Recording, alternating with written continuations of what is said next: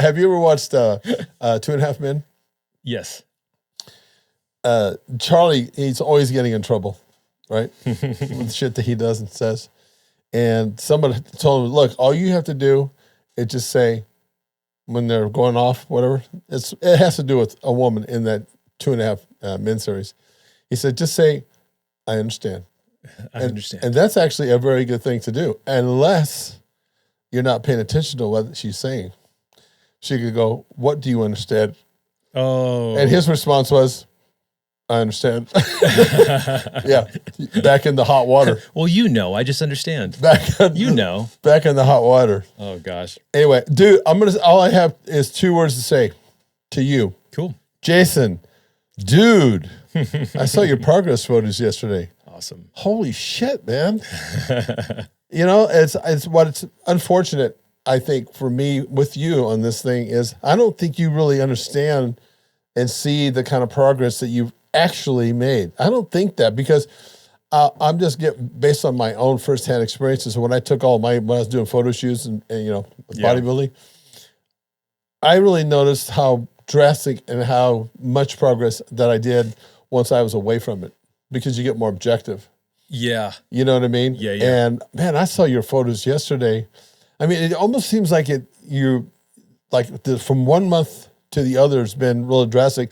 And I think it's important and I like the idea of talking about this on the show, because people need to understand. I've talked about how results are not necessarily in a linear fashion, but yet we want that. Yeah. And that's a constant fight. You never think that it's going fast enough, and then you freak out when all of a sudden your body starts flattening out. I mean, it's a constant mind. It's a head game. For sure. It's a head game constantly. But oh God, can you? I mean, this photo that I saw, your abs are really starting to come in now. Yeah. That's a first. Well, that's the reason why we're talking about that, because you've come a long way. You didn't have any abs. No. You had one ab. Yeah, exactly. Right? Yeah. And but look, it's more than just you showing up for the look. Obviously, half the battle is you need to show up for whatever you do. And whether if it's your fitness program that you're doing or your job. Yeah. If you're a real pro, you're going to show up every day. Yeah. You know what I mean? Compared to the amateurs. Absolutely. Too many people are just amateurs. They don't show up every day. So obviously you've been showing up every day, because that's a real factor. But I think it's even more than that. I think it's something that's going on now with you in your mindset. Big time. Right? Yeah. Because what people don't really understand sometimes is that when you get that mindset that I'm talking about, where you're all in, you're really focused, the body changes in a different way than if you're just going through the motions. That's what I mean. I talked about this, doing it with intention. When you're that focused about everything that you do, which is I've watched you transform, and I've watched your focus and your intensity. You communicate that. Wow. When you're walking around. Again, stuff I don't even notice. Yeah, I do. Wow. Because I'm always reading people, and that is a big part of the reason why your body is changing in the ways that it is, because it makes them real. Yeah, the diet is on point, your training is on point, but this right here is the most that's on point. Yeah, yeah. And I think it's just really important for people to understand that's what you have to do, especially when you're getting closer and closer to what you would consider your ideal or your goal. Yeah. Because your body has a tendency of balking when you're getting down on weight. You all of a sudden doesn't want to lose weight. That's where your mindset kicks in. But I wanted to tell you, I'm just, I know the last show I mentioned that, but God, I saw this photo yesterday and oh my God, I hope you're as happy with that look. Oh yeah. And not resting on those laurels, because there's more work to do. No, for sure. No, I know for me, the important thing before I even started was I told myself I had to fall in love with the process of doing this, because I've done it before where it was results focused. So if that scale set a number that wasn't something I was happy with, then I'd get discouraged. So when I changed my mindset to just look at it from a perspective of, I'm going to fall in love with just going to the gym. I'm going to fall in love with being on the treadmill, lifting the weights and putting my body through that. The results just happened.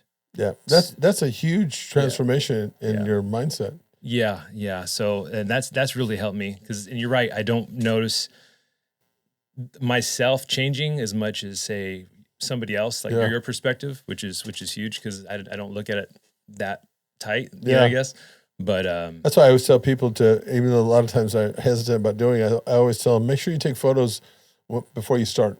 Yeah. Because somebody tells me, going, oh my God, no, I don't want to look that. Yeah. They're very insecure. For sure. I was that guy. I still am. Mm-hmm. Even really. Oh yeah. Even now, I will not take my shirt off because I don't think it's good enough. Interesting. Mm-hmm. Wow. And realistically, forget my age because I don't want to ever use that as an excuse. Mm-hmm. And even though there's a for my age, I don't like to use that. But I've always been that way. Even when I was in my best shape, I felt like all I'm doing is looking at the weaknesses that no one else sees. Yeah. But I do. Yeah. So you're hypercritical. Yeah. It's the hard thing to deal with. Yeah. But that's, but when I take photos, then I look back as I get further away from those days, then it's like, holy crap, I really did something. Yeah. You're gonna be that way too. Well, yeah, I've noticed that before because I tried the whole weight loss thing years and years ago. And like you were saying now, I wasn't 100% happy with it either at the time. I fast forward back, from that time when I gained all the weight back and I look back, I was like, dang, I didn't realize I was there. Yeah. So, because when you're in the moment, it didn't seem like it. That's why you have, if you're lucky, you have a person in your circle. It doesn't have to be a partner necessarily. Yeah. But somebody who is that person who is not a yes person necessarily. Yeah. But they can give you thoughtful critiques. Yeah. You know what I mean? It's important. That's the reason why, as a bodybuilder, we always had training partners, because what you start finding out is when you get a really good training partner that's locked in and tied into you, they understand you in a way that just somebody from the outside or somebody who really doesn't know how to be a training partner. Yeah. And it's important that you have that. They're part of that inner circle that gets you through. Absolutely. It's critical for me because I think everybody does this. You may not be feeling it as much that day. Oh, yeah. And you'll take it easy. I know I'll take it easy on myself, but having the trainer was huge and not letting me get away with anything. Yeah. Yeah. Anyway, congratulations, man. I know you have a lot more that there's a lot more for you. And I'm sure that I've talked to you about this before. You're in an area now where this is where the things that you're doing as far as it relates to your diet and your training, it's going to be a lot of counterintuitive stuff that you're going to have to be dealing with. Like, okay, Jason, we want you to now increase your caloric intake and cut your cardio down. What? But I'm just getting to that point where I'm just, this is where it gets good. So just be ready for that ride. Awesome. Anyway, okay, let's get this baby going here. Welcome to Straight Talk. For those of you who have been following me by chance on my Instagram, one of the things that I've been tying into recently here is this concept of making nutrition simple. And this also applies to training, making weight training simple. It gets too crazy out there. You ask 5 different people how they're dieting, and you're bound to get 5 different answers. And for those people that are more, you're not that person that's in it all the time, like I am as a bodybuilder, it can be so confusing. It can steer you away from the actual process. It's like, well, forget about it. It's too complicated. And I understand that. I mean, as a bodybuilder, I understand that. And one of the things that we did on the road, a lot of the bodybuilders, what we learned to do is streamline the process to make it easier for us. Now, don't misunderstand me in this sense, in this example. Making it easier it's not doing anything to compromise the overall result. That's a key factor. You just don't want to do stuff that's easy. You want to think about doing it more efficiently. And so when it comes to diet, one of the things that I've talked about is, okay, obviously, look, here's the hard truth in the straight talk right now. You have to count calories, whether you like it or not. You're going to have to count your calories, especially if you're that person that's trying to get exact results. If you were, taking these macros, because you can weaponize your body with the macros. If you know how to use them correctly, you can weaponize them in a way that will produce an exact result. You'll get to the point where you can reproduce the result. But, you know, you have to count calories. You have to know that number to a degree. So the message there is you have to be a part of the process. If you're going to put yourself totally in somebody else's hand, like a trainer or a doctor or whoever, and you're not going to know anything about your process, you're asking for disappointment. At some point, that doctor or that relationship, something is going to change in your life. So now what? You know, do you go through a tailspin until you find somebody else that you're going to put your hands into to have them just put me through the process. I don't want to know about it. I just want to get the result. That's okay. But again, you're asking for a lot of disappointment. So nutrition made easy, but basically what I talked about is starting to give foods a caloric value. You know, in this case, how many calories it takes for your body to maintain itself. This is one of the things that you actually have to know. That's important, okay? But to give foods a caloric value, what I've done in the past is just say, for example, when I'm eating hamburger, okay, for example, now there's different cuts, lean, there's more fat in hamburger patties, but I just use one number. And in this example, I use the number 80. 80 is the value that I give a hamburger patty, whether if it's lean or has more fat, 80 calories per ounce. I always use that number, okay?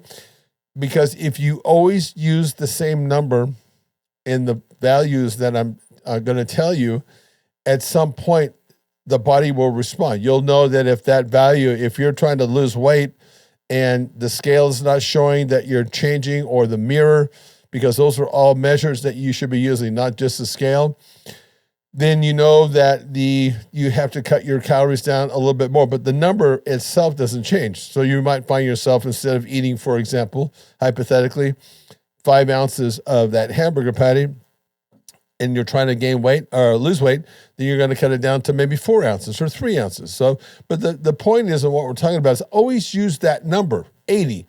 When it comes to eating red meat, like steaks and things like that, chuck roasts and things like that, I just give the value of 70, because again, some cuts of steak are less than that, and the chuck roast is actually 84, but I use the number 70, okay, for all steaks other than hamburger. All steaks get the value of 70.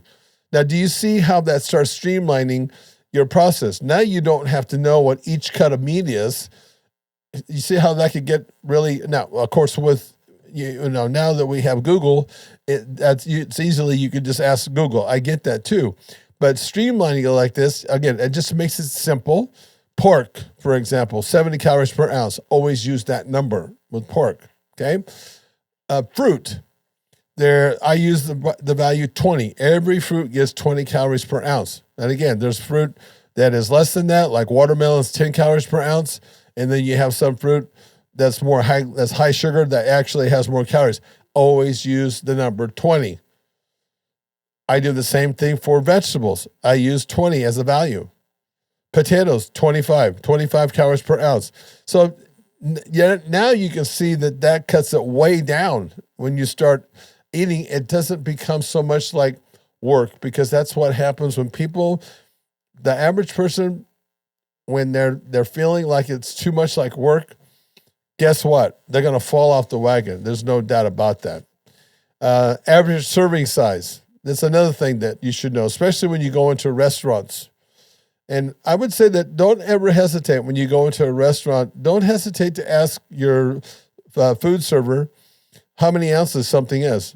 If they don't know for sure, they'll go back and ask the chef or whoever's cooking back there, and they can tell you. Okay, that's always an option. But I can tell you this.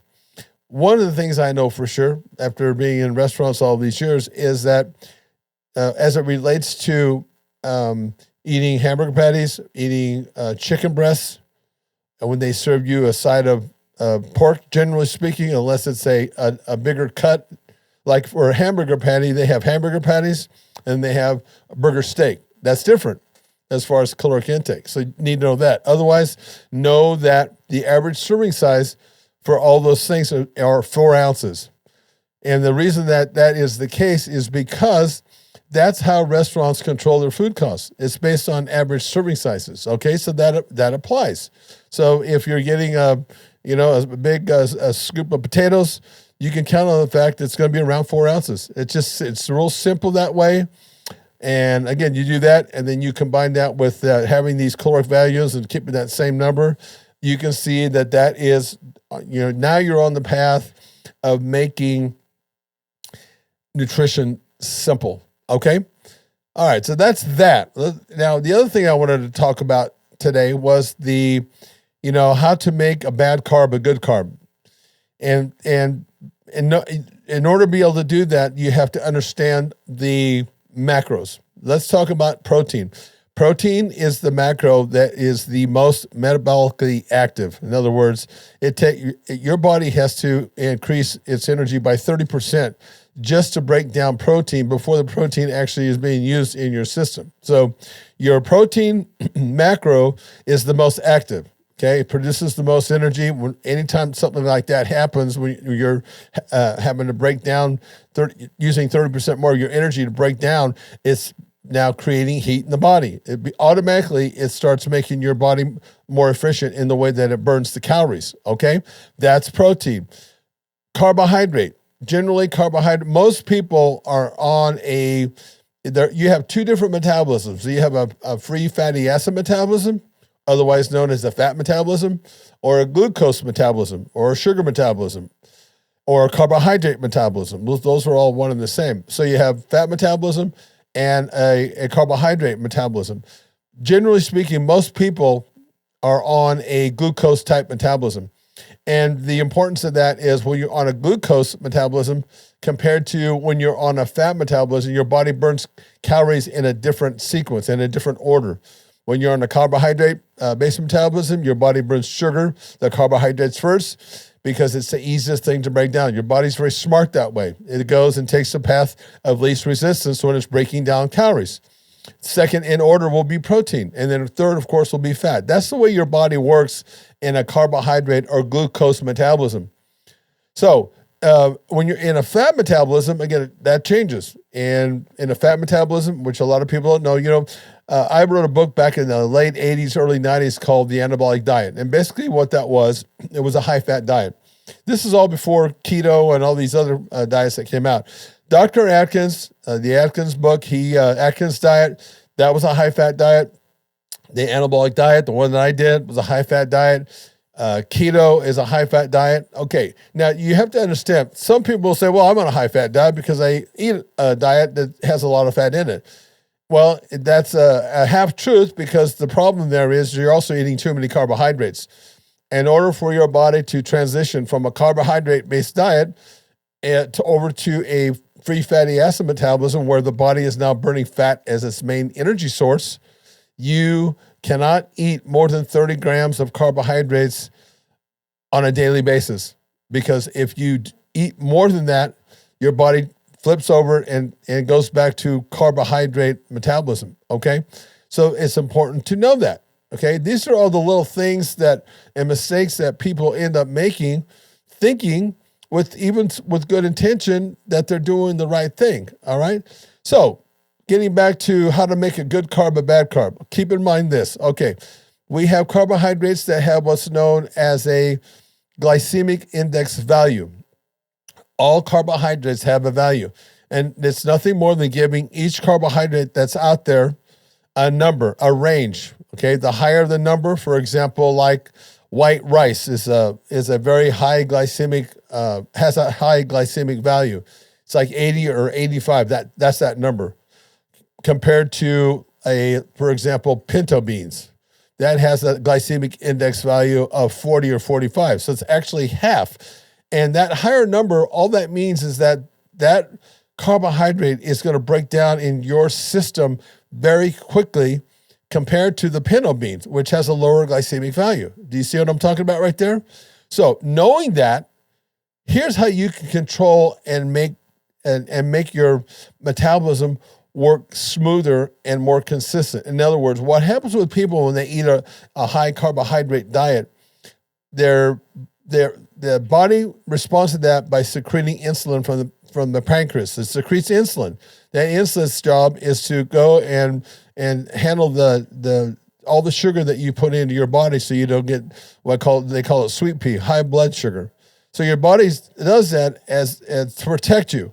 And so what it does with that extra sugar, because what happened in the late 80s, the RDA recommended that we cut fat out of our diet or really low. And what people did is they made up for that by eating more carbohydrates. And guess what happened? People got fatter. Obesity got worse. Why is that? If you're eating carbohydrates, because people think, oh my God, cut fat out of your diet because they think that fat's the culprit, and it's not. And they went to the carbohydrate. Well, here's what happened, okay? They ate too many carbohydrates. The pancreas couldn't secrete enough insulin to deal with all the carbohydrates. So your body is storing carbohydrates. When this is going on, you have like carbohydrate, think of them as storages within your body. The carbohydrates was being used as energy. And after the body stored the carbohydrate, where did it go? It was stored as a triglyceride, as a fat. Okay, see, that's what happened. People started eating too many carbohydrates, and it got stored as a fat, and that's when they started having obesity problems, health problems because of that reason. You see, it's counterintuitive. You wouldn't think that. But anyway, getting back to what I'm talking about and how you use the macros to combat that, to counter that problem, add fat to your diet. So for example, if you're eating a baked potato is very high starch. It has a high glycemic value. If you want that baked potato to break down slower in your bloodstream, add butter. Yes, exactly. Add butter. Fat is not the culprit. I'm telling you. Saturated fat is actually very healthy, believe it or not. Saturated fat will drop your your cholesterol, believe it or not, in a great way. It's the trans fats that are the problem. If you're that person out there that's eating processed foods, prepackaged foods, those types of foods have what's called trans fat. That's a whole different animal. That's the kind of stuff that potentially can be very harmful. Not saturated fat. That's a myth. And people still believe that fat is the culprit. But getting back to the knowing how to really utilize and weaponize your macros, all I did there by adding butter, I talked about it at the top of the show, is the butter slows the release of the sugar into your bloodstream. You'll be amazed at what that does. You will not get the spike. And what you'll end up happening is that you'll have sustained energy. How many times have you gone to, for example, a Chinese restaurant and eaten Chinese food, and then you're full when you leave? 2 hours later, you're like starving again. That's what's going on, because there's a lot of carbohydrates typically in the Chinese meal with the rice and all that, noodles. That's what's going on. And all you have to do is add fat to your diet. So when you're going to a restaurant, for example, and you're having scrambled eggs and you're having hash browns or whatever potatoes, if you want to slow the release or fruit, you're going to get a lot of sugar in that particular combination of foods. Start adding cheese to your eggs. Start putting butter on your toast. Put butter on your potatoes. Immediately, that's going to work for you. You'll get immediate results. It's a game changer. I promise you that. There's some pretty easy stuff to do. Okay, that's nutrition for today. But I also want to talk about making your weight training simple as well. Because, I've talked about the 3 components that you need to have in a program, in a fitness program, and arguably a 4th component. But the 3 components are resistance training, and this is what I'm talking about, weight training, cardiovascular conditioning, and nutrition. Okay, those are the 3 components. So it's important that you also, in those 3 components, like I'm making nutrition simple, you want to make your weight training simple. So the way that we do that is streamline it, just like in nutrition. What I've done is I've come up with what I call training factors. And the training factors are basically a blueprint, a framework that lays out simply for you what you need to do when you go into the gym. For example, one of the training factors is total training time. The number that we give for that is 30 to 45 minutes. Now, you might be asking, why 30 to 45 minutes? What we know is physiologically based, and it's sound with how your physiological system works, your physiology. When you start training past 45 minutes, especially when you get into that more than an hour, what you're doing to your body over time, you're starting to overtrain it, chronically overtrain it. And you must understand that you're only as good as your recovery. So using that number, I'm giving you the why. Using that number 30 to 45 minutes, it's virtually impossible for you to overtrain your body. Beautiful. You don't have to be worried about that now. So total training time in a session should be 30 to 45 minutes. Okay? The next thing, total sets in a training session. All right. Now, what I've learned over the years is this. Okay. If you're a novice, a beginner, you're going to want to do 10 sets when you go into the gym. All right. If you're intermediate, 15 sets. If you're advanced, it's 20 sets and on. 20, 30, 40, and even 50 sets, believe it or not. But you can't do that in the beginning. You got to build up to that. Okay, that was the second factor, the total sets being done. It's going to be based on your level of experience. And then you have the reps per set. I picked the number 12. And again, over the 40 plus years that I've been weight training, I've tried all kinds of sequencing. All this stuff that I talked to you about, I can assure you I've done firsthand. I've done it over and over again. My training course, my gym, and the things that I do with my diet, this is all my lab. So I work on this every single day. I don't expect you to do that. I'm just going to tell you what I do, and hopefully you can use that. But you can always count on the fact that this is done from firsthand experience. The number 12, doing 12 reps is a very good number because it's just enough reps to where you can, in your workout, you can lift a fair amount of weight, okay? And yet there's enough reps that gives you enough volume. And I can tell you this, unless you're a power lifter or an Olympic lifter, you don't need to do any less reps than that. Too many people think that, lifting heavier weight is more productive for putting on muscle or for improving muscle endurance. It's not.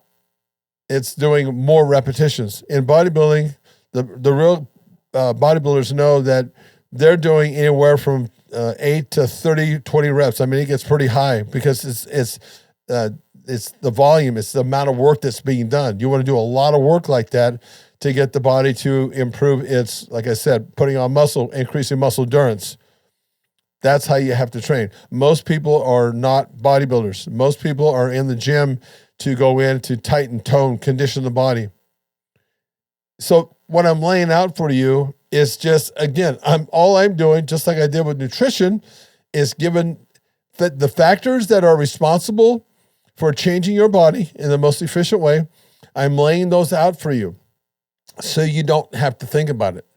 When you don't have to think about all those things, especially when you're in the gym, because you should be focusing on your training, not all these things, wondering if you're doing the right thing. This will cut the guesswork out of what you're doing, and that's where it's at.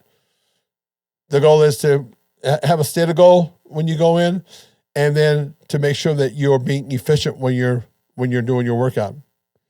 The information I'm giving you here will cut out so much frustration for you. It'll help keep you in the game much longer, because the idea is to make this a lifestyle, and that's much easier said than done.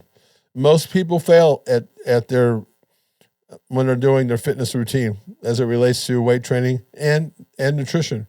They fail because they haven't done this in a way that doesn't overwhelm them. Too many people, I call it the honeymoon phase. They get into something like this, and it's like they're all in, balls to the wall. They're in it, and then all of a sudden they burn themselves out, because most people think that after a while that, I'm doing all this weight training, I'm doing all this cardio, I'm doing all this nutrition, and they start talking to themselves like this: I should be getting more results than I'm getting. And that therein lies some of the problem. You start thinking that you start saying, well, why should I do this much work if I'm not getting the kind of results that I think? Again, it's a process. It's developing a daily habit, and that's going to take some time. In fact, Jason and I were talking, or he mentioned something that's very important. You got to learn how to love the process. And that's not an easy thing to do. All right. Listen, that's all I got for you guys today. I appreciate you tuning in, and I can't wait to see you on another episode of Straight Talk.